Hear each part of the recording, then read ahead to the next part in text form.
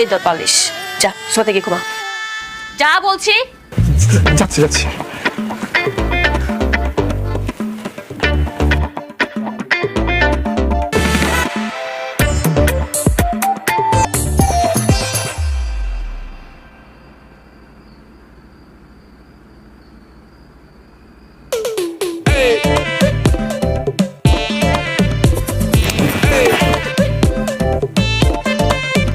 আল্লাহ রে, এটা কি হয়ে গেল?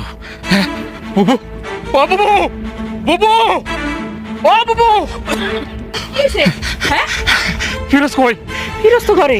ফিরোজ, এ মামা তাড়াতাড়ি বাইরে আয়, সর্বনাশ হয়ে গেছে। মামা রে, কি হয়েছে মামা? মামা রে, মামা রে, তোর বউ গতকাল রাইতে সুলমান খানের ছেলেরে বিয়ে করে পালাইছে। আস্তাগফিরুল্লাহ। আল্লাহ আল্লাহ আল্লাহ, এসব কি শুনতাছি?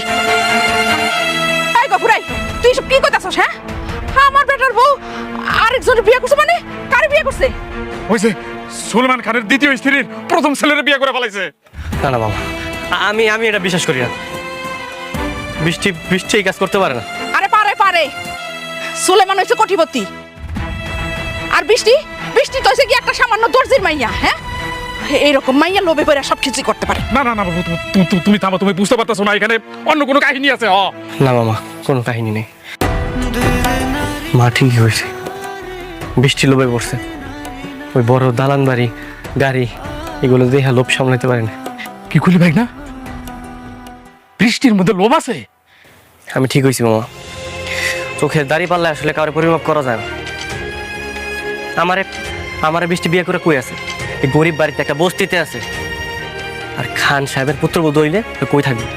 বড় বাড়িতে, অট্টালিকায়। এরকম অফার কেউ মিস করবো না। কিন্তু তুই না কইলি যে সুলেমান এখন ফকির হয়ে গেছে, তার সব সম্পত্তি তোর নামে?